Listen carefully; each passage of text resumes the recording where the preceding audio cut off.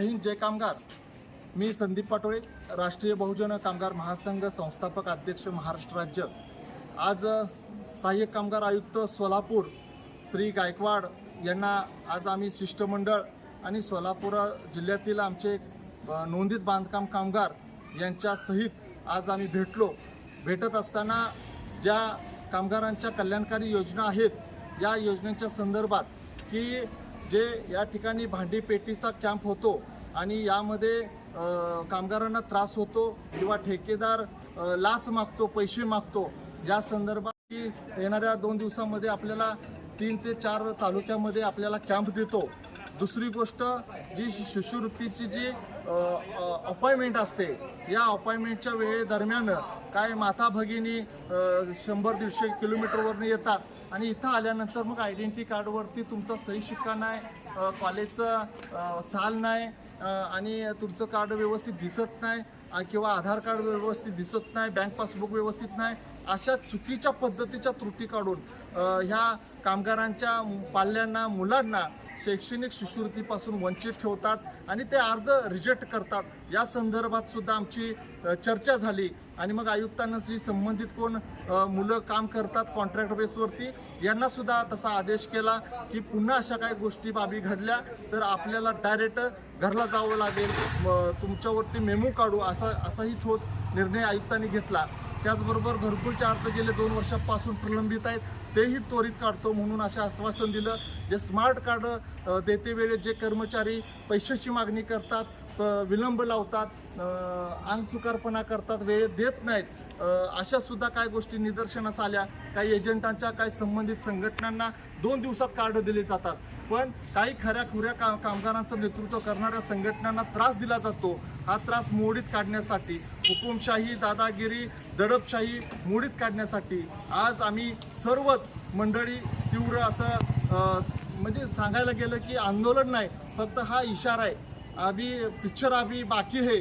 पुन्हा आम्ही येणाऱ्या आठवड्यामध्ये ह्या विषयाचे हे जे विषय जे सूचना सहाय्यक कामगार आयुक्तांना दिल्या त्या 8 दिवसाच्या जर पूर्ण नाही केल्या तर कार्यालयाला टाळे ठोकून या सर्व अधिकाऱ्यांना तोंडाला काळं फासणार असा इशारा आम्ही या ठिकाणी दिलाय. फक्त आम्ही 8 दिवस थांबतोय, एवढंच बोलतो, थांबतो. जय हिंद जय कामगार महासंघाचा गृहोपयोगी भांडी संच संदर्भात काय म्हणले साहेब? गृहोपयोगी भांडी संचाच्या दरम्यान जो ठेकेदार आहे, जे कॉन्ट्रॅक्टर आहे, तो हजार रुपये घेऊन टोकन देतो, गर्दी होते, हजारो माता भगिनी चेंगराचेंगरी होते, धक्काबुक्की होते. अशा परिस्थितीमध्ये लूट चालू आहे. तर ही लूट थांबली पाहिजे. तालुक्याच्या ठिकाणी संघटनांना कॅम्प दिले पाहिजे. 200-300चे कॅम्प देऊन सविस्तर सोयीनुसार त्या लोकांचं थंब झाले पाहिजे. त्यांना ते साहित्य पेटी सहकार्य करतो म्हणले का साहेब? सहकार्य करतो म्हणल्यात. ह्या आठवड्यामध्ये कॅम्पच्या तारखा देतो म्हणल्यात.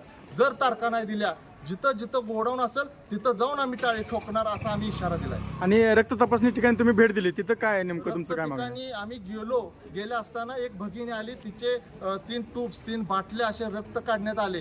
ती भगिनी विचारतात 3 बाटल्या कशासाठी? तर 30 ते 31-32 रिपोर्ट आहेत, तुमच्या तपासण्या आहेत, पण त्या तपासण्या कोणत्या ते अजून सांगितलं नाही. त्या भगिनीला तिचे रक्त काढून घेतलं आणि घेतल्यानंतर तिला मार्गदर्शन नाही, कुठलं तुम्हाला BP आहे का, साखर आहे का, शुगर आहे का, ताप आहे का, अशक्तपणा आहे. रक्ताच्या बाटल्या तेवढ्या काढून घेतल्या, कारण त्या पाठीमागं 4000 रुपये मिळतात. हा पैसा मिळवण्याचा उद्देश त्यांच्या डोळ्यासमोर आहे आणि ती भगिनी पोचपावती घेऊन निघाली होती. तिला बिस्किट पुडा देण्याचं प्रोव्हिजन आहे. बाबा काहीतरी गोड खायला दिलं पाहिजे, 2 मिनिटं बसवलं पाहिजे. आजार असेल तर किती दिवसानं तुम्हाला रिपोर्ट मिळणार? त्यासंबंधी GR काय आहे का आपल्याकडे? GR वगैरे सर्व काय आहे, शासन दरबारी आहे, ऑनलाईनला सुद्धा तुम्हाला उपलब्ध मिळतो. 15 दिवसाच्या आत रिपोर्ट द्यायचं प्रोव्हिजन आहे, पण अद्याप कुणालाही रिपोर्ट मिळत नाहीये, कुठलं मार्गदर्शन मिळत नाही. म्हणून आम्ही डोळ्यानं पाहिलं, त्या भगिनीनं आम्हाला सांगितलं, म्हणून आम्ही त्यांना धारेवर धरलं. जे काही कोणकोणत्या तुमच्या तपासण्या आहेत, कोणकोणत्या आजारावर उपचार होतील हे एका ह्याच्यामध्ये लावा म्हणून आम्ही सांगितलं. डिजिटलमध्ये ते लावतो म्हणून सांगितलं. पुढच्या आठवड्यात जर नाही लावलं तर आम्ही हे उद्ध्वस्त केल्याशिवाय राहणार नाही.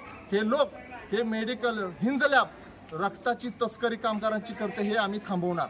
आणि महामंडळाकडून लोकांचे काहीतरी मला वाटतं ऑपरेशन वगैरे मोफत केले जातात, त्या संदर्भात काय आपण विचारणा केली महामंडळाकडून असे मोफत ऑपरेशन वगैरे काही केले जात नाहीत. हे महात्मा फुले जन आरोग्य ह्याच्यामध्ये ते योजनेमध्ये बसवलं जातं आणि शासकीय योजना आहेत आता मोफतच आहेत जे गंभीर आजाराचे वगैरे, तर हे जवळजवळ मोफत होत असतात. हे मंडळाकडून असं स्वतंत्र ऑपरेशन विभाग, ऑपरेशन दवाखाना असं काही नाही, हे वास्तविक आहे. हो. तर रक्त काढलेल्या मावशी आलेल्या आहेत, ह्या तुम्हाला आणि काय सांगतील की तिथं तुम्हाला कशा पद्धतीचं वागणूक मिळाली. मावशी तुम्हाला काय म्हणले रक्त तपासणी करताना त्यांनी? काहीच म्हणलं नाही.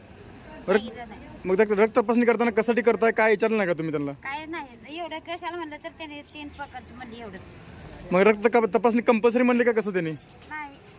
रक्त तपासणी कंपल्सरी पण तुम्हाला माहिती दिलेली नाही ती कशासाठी रक्त तपासणी काय? काय नाही केलेलं बाई. कोणकोणते आजार तुम्हाला खायला काय दिलं का तिथं काय काय अल्पोपहार काय? काय आजार नाही म्हणून सांगितलं. रक्त तपासणी घेतल्यानंतर तुम्हाला खायला काय बिस्किट पुडा वगैरे काय दिलं का? काय नाही दिलं. काहीच नाही दिलं. नाही दिलं.